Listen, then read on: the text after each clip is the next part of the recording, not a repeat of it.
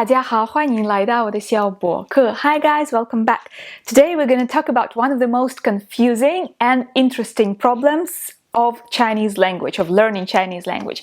And that is, does Chinese have tenses? And if not, what do they use instead? So, when we speak about Chinese grammar, one of the most mind-boggling questions is how we indicate that the action took place in the past. Like, do we just say yesterday? Do we need le? Do we add something else besides le or instead of le? These are like one of the most difficult questions that we have to answer when we want to express a certain thought, when we want to translate something into Chinese. So answering the question, does Chinese have tenses? No, there are no tenses, but Chinese has aspects. When I was preparing for this video, I learned so much about Chinese verbs, about the verbal paradigm, that I was genuinely struck by how I went through all these years at the university and how I wrote my paper in Chinese without actually understanding how the Chinese verbal paradigm works. And now I want to share this with you. So there are 4 aspects. Well, some grammar books say that there are less, there are more. Some of them name them differently. But looking at the research that I made for this video, most of the grammarians agree that there are 4 aspects of the Chinese language, and they are progressive aspect, that is shown by zhèngzài. There is continuous aspect, that is shown by particle zhe. There is perfective aspect, that is our notorious le, and there is experiential aspect, that is particle guo. Before we go into details about every particular aspect, we just need to understand that the verb in Chinese doesn't need to show tense. It doesn't serve the function of showing whether the action was in the past or in the future. This point is very, very important, and I want to stress it once again. In most languages that we speak, English, German, French, Russian, whatever, the tense is an integral part of the verb. The verb has the function of showing the tense, and it seems so natural, and we somehow think that it should be in Chinese this way too. But it is not. So Chinese verbs simply do not need to indicate the tense. There are other parts of the sentence that serve this function. And when you think about it, it's actually very logical. When you already say when the action is taking place or when it is clear from the context, showing it again with the verb is kind of redundant. So Chinese is very economical language in this sense. It doesn't show the same meaning in 2 different parts of the sentence. So whenever we try to translate a phrase into Chinese and we think about what is the right tense for the verb, we don't need to do that. There are other parts of the sentence that serve this function. And now let's have a closer look at these 4 aspects of the Chinese language. So we're going to start with the progressive and the continuous aspects, which, judging by their names, are very, very similar. So progressive aspect, it is shown by placing 正在 before the verb and ne at the end of the phrase. This aspect shows us whether the action was in progress in the past, is in progress now, or will be in the future. You can see some examples in this table, and you can also see that you can omit 在 or 正. So essentially this aspect shows us that an action is in progress at a certain point in time. Very often it is in progress while the other action took place.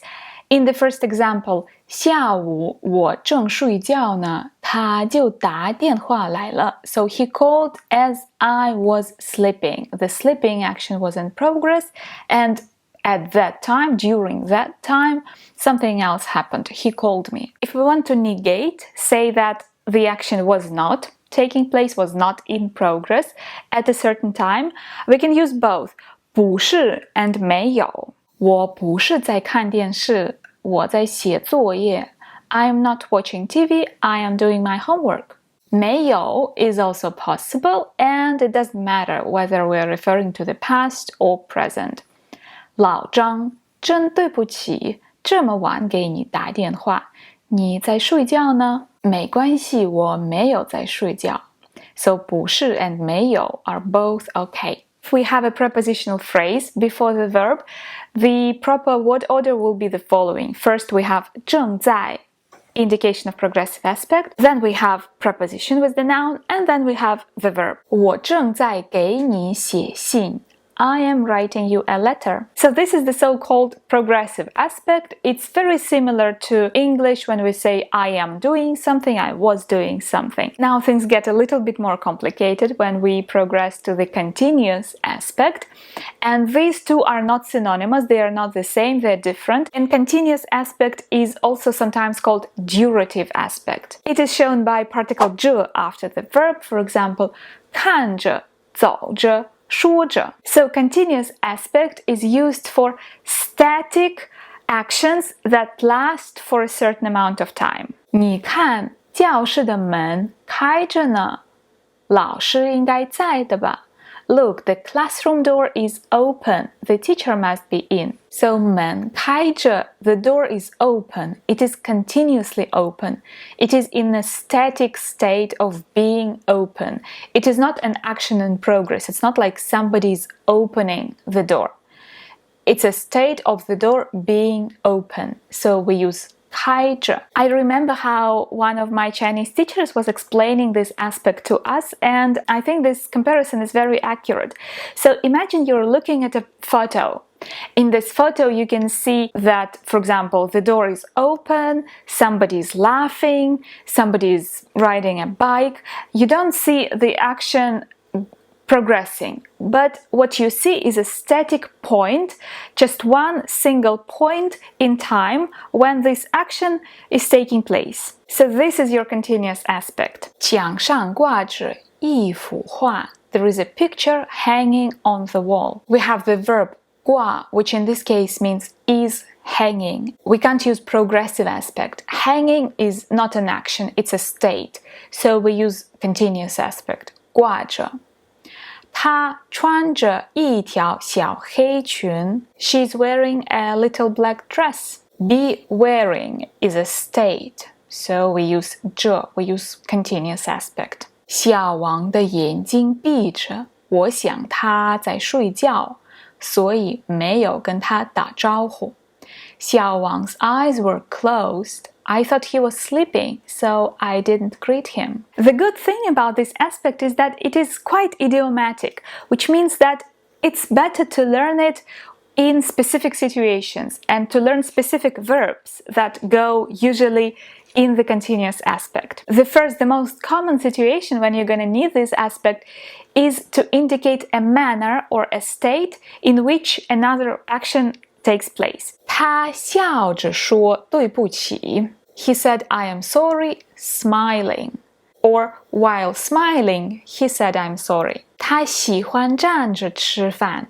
She likes to eat standing. 她哭着走了. She left crying.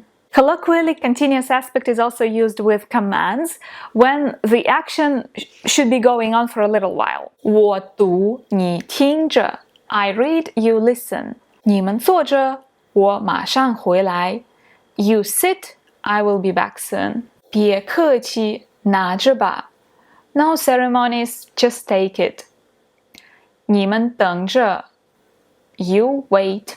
So this was the continuous aspect. I think this is one of the hardest aspects, so if you get through it, the rest is going to be a piece of cake. Our next aspect is perfective aspect, and it is shown by particle le. Now there is an important note here. Le is notoriously confusing and it has several usages. So in this part, in this video, we are talking about le that goes after the verb. It is the aspect particle that is coupled with the verb, not the le that goes at the end of set phrases or at the end of the sentence. In that case, it serves as a modal particle and it requires a completely separate video. So le after the verb indicates that the action is completed. 他们到了. they have arrived. Generally speaking, a single action that is over, that is completed, and that has no other indication of time when it took place, will need 了。我们都去了。We all went. An important question about this aspect is whether the verb has an object. So technically, the sentences like 老师问了问题, they are not grammatically wrong. It's okay to say it like this. You have the verb, you have 了, you have the object. The teacher asked a question. The action is completed, so there is 了 after the verb. But such sentences turn out to sound very, very unnatural. So when there is an object after the verb, we will be sounding much, much better if we add something to a sentence. This something can be, for example, an indication of time. 我今天吃了早饭. I had breakfast today. 她上个月去了北京. She went to Beijing last month. Or another way of making such sentences more natural is to quantify or somehow specify the object. 老师问了5个问题. The teacher asked 5 questions. 我喝了1杯咖啡. I drank a cup of coffee. 他提交了那些报告. He submitted those reports. 老师接受了我们的建议，取消了今天的考试。The teacher accepted our objections and cancelled today's test. Alternatively, if the object is very, very short, we can even move 了 after it and treat the verb and the object as a set expression. 我上课了.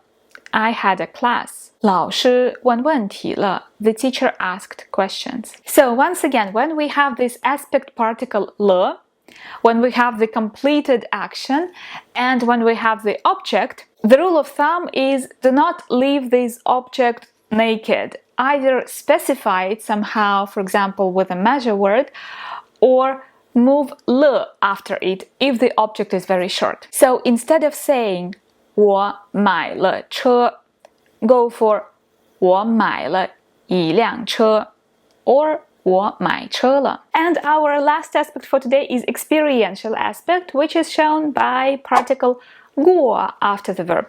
看过, 去过, 吃过. We use this aspect to show that we have done something or we have experienced something without indicating the specific time when it took place. 我去过中国. I have been to China.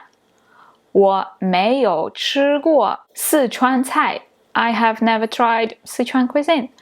你去过哪些国家? Which countries you have been to? To form a question, we're going to use 没有. 你吃过北京烤鸭没有?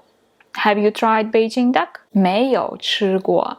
No, never tried. When this aspect is coupled with 以前, which means before, it means that we have never experienced something, but we're about to. 我以前没有坐过飞机，这是我第一次。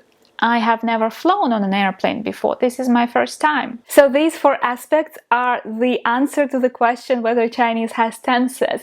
I really hope it was useful. Stay tuned for more grammar videos from me and I'll see you next time. 谢谢大家耐心观看，下次再见，拜拜。